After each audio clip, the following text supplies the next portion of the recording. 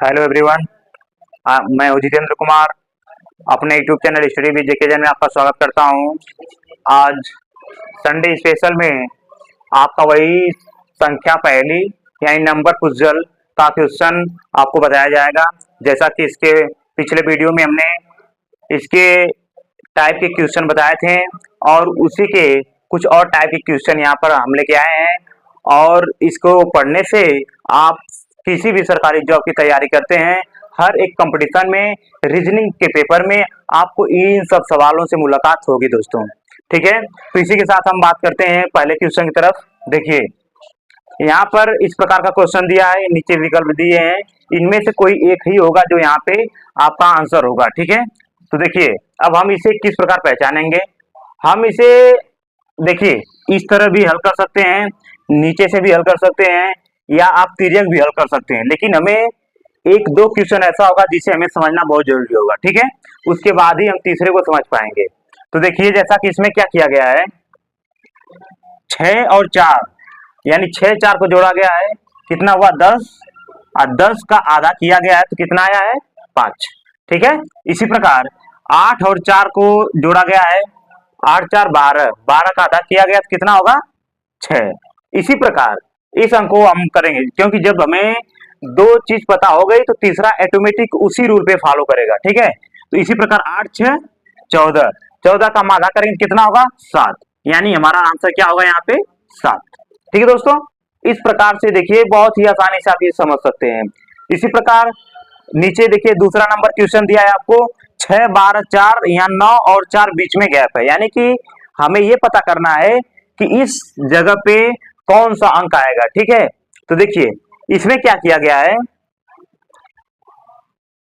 6 और 4 का मल्टीप्लाई किया गया है। ठीक है, 6 चौक को कितना होता है 24, और 24 का आधा करेंगे कितना होगा 12। इसमें देखिए प्लस ना करके मल्टीप्लाई कर दिया है। जब हमें पता होगा कि ये नियम इस प्रकार है, 6 चौक 24 और 24 का हम अगर आधा करते हैं तो हमें 12 मिलता है। इसी प्रकार हम 9 और 4 का मल्टीप्लाई करेंगे, मल्टीप्लाई जब करेंगे तो 9 चौक को 36, और 36 का जब हम आधा करेंगे कितना आपको मिलेगा 18, यानी हमारा कौन सा विकल्प सही होगा चौथा, यानी यहाँ पे क्या आ जाएगा 18। ठीक है दोस्तों, इसी प्रकार अब हम बात करेंगे तीसरे नंबर। ठीक है, तीसरे नंबर के सवाल में आप देखेंगे कि कुछ क्वेश्चन का ट्रिक देखिए इस प्रकार गया है। ठीक है, अब हमें देखिए ये क्या है, जिब्रा क्रॉसिंग की तरफ गया, इधर गया है, फिर इधर से इस साइड आया है, फिर इधर गया है। ठीक है, ये इस प्रकार आकर इस प्रकार गया, यानी देखिए ये क्या है, एक जेब्रा क्रॉसिंग। ठीक है, तो जेब्रा की तरह है तो हमें इसे इस प्रकार से ही हल करने होंगे। अब ये देखना हमें है कि यह एक श्रेणी बन रही है। ठीक है, देखिए श्रेणी कैसे बन रही है, 3 में 2 जोड़ा गया, नहीं 3 में 3 जोड़ा गया। ठीक है, 3 3 6, 6 में अब 4 जोड़ा गया तो 6 4 10, 10 में अब क्या 5 जोड़ा गया, कितना हुआ 15, 15 में अब 6 जोड़ा गया, प्लस 6 करेंगे तो 15 6 21। देखिए श्रेणी आ रही है, जैसे 3 जोड़ा गया, फिर 4 जोड़ा गया, फिर 5 जोड़ा गया, फिर 6 जोड़ा गया। इसी प्रकार आगे भी श्रेणी में क्या जोड़ा गया होगा, 6 में 7 अगर जोड़ते हैं प्लस 7 तो 28 होगा। ये क्लियर है।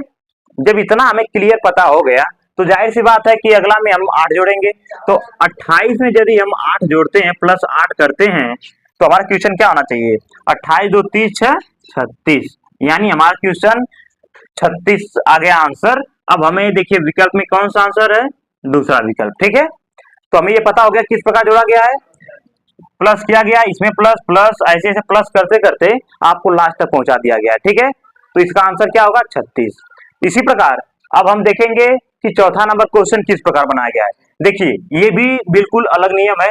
अब देखिए इसका नियम क्या है कि इसमें दो प्रकार के क्वेश्चन दिए गए हैं। इनमें क्या है कि एक को अगर आप समझ गए तो दूसरे को आप आसानी से समझ सकते हैं। ठीक है दोस्तों, तो देखिए जब आपको इनको अगर समझना है तो अब देखिए आप इसको ट्रिक लगाइए ना, कि यदि देखिए माइनस करने से हुआ है कि प्लस करने से हुआ है कि क्या करने से हुआ है। ठीक है, तो देखिए इसका नियम क्या कहता है कि 9 और 8 को प्लस कर दिया गया है। ठीक है, 9 8 कितना हुआ, तो 8 8 16 17। ठीक है, 17 में आप 15 जोड़ दीजिए, 17 में 15 जोड़ेंगे कितना होगा 17 3 20, 10 30 2 32, ठीक है।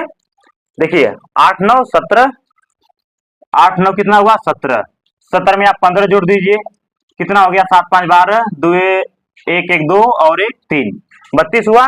32 में 8 जोड़ देंगे, 32 8 40, ठीक है। इसको प्लस किया गया, इसे प्लस किया गया और इसे प्लस किया गया है, टोटल आपका कितना आया है 40, ठीक है। अब देखिए, लेकिन यहाँ पर दिया कितना गया है 20, तो जाहिर सी बात है 40 का हम आधा कर देंगे, कितना आ जाएगा आपका 20। आप समझ गए, इन चारों को जोड़कर उसमें 2 से भाग दे दिया गया है, तो ठीक है, वही चीज यहाँ पे लिखा गया है। इसी प्रकार हम अगले को भी देखेंगे। 12 और 10 कितना होगा, 12 10 22, 22 और 18 यानी 22 8 30 10 40, और 40 में 10 जोड़ेंगे तो 50, यानी कि आपका टोटल जोड़ने में कितना आ गया 50। अब हम 50 का भी आधा कर देंगे, जब हम 50 का आधा करेंगे तो जाहिर सी बात है यहाँ पर क्या आना चाहिए आपको 25, यानी कौन सा विकल्प, तीसरा विकल्प, यानी यहाँ पे 25 आ गया, तो आपका कौन सा विकल्प सही है, तीसरा, ठीक है दोस्तों। इसे आप आसानी से समझ गए होंगे। अब देखिए, अब हम देखेंगे उसी के टाइप का ये अगला क्वेश्चन है, इसे देखेंगे किस प्रकार बनाया गया है। देखिए अगर हम इसे जोड़ेंगे तो 4 2 6, अब देखिए यहाँ 12 आ गया, यहाँ 48, तो जाहिर सी बात है कि ये जोड़ने से नहीं आ रहा है, ठीक है। तो अगर आपको जोड़ने से नहीं आता, आप गुणा भी करके देख सकते हैं, माइनस करके देख सकते हैं और भाग भी दे सकते हैं। तो हम देखिए इसमें क्या किया गया है, गुणा किया गया है। किसका गुणा किया है, 2 दूना 4, यानी 2 का गुणा किया गया है, 2 दूना 4। अब 4 से यहाँ 12 है, तो 4 दूना तो 8 होगा, लेकिन अगर 2 का किया गया तो यहाँ जाहिर सी बात है 3 का किया गया है, 4 तिहाई 12। अब 12 से ये 48 है, तो 12 दूना 24, 12 36, 12 चौक 48, यानी यहाँ पर कितने का गुणा किया गया है 4 का, ठीक है। देखिए 2 तिहाई 2 दूना 4 और 4 तिहाई 12, 12 चौक 48, यानी एक श्रेणी के अनुसार गुणा किया गया है। अब 48 के बाद आपका बीच में कितना आ गया है 16, तो जाहिर सी बात है 48 में 3 से भाग दिया गया है, तो कितना हुआ है 16। जब हम 48 में 3 से भाग देंगे तो कितना आपका आंसर आ रहा है 16। इसी प्रकार अब हम सेम देखेंगे, यही नियम अगले वाले क्वेश्चन फॉलो करेंगे, ठीक है। जब हम यही नियम अगले वाले क्वेश्चन फॉलो करेंगे तो हमारा आंसर सटीक आ सकता है, ठीक है दोस्तों। तो देखते हैं हम, देखिए इसी प्रकार 3 में आप 2 का गुणा किए, 3 दूना 6, 6 में आप 3 का गुणा किए 18, 18 में आप 4 का गुणा किए, 18 चौक 72, ठीक है, आपका 72 आ गया।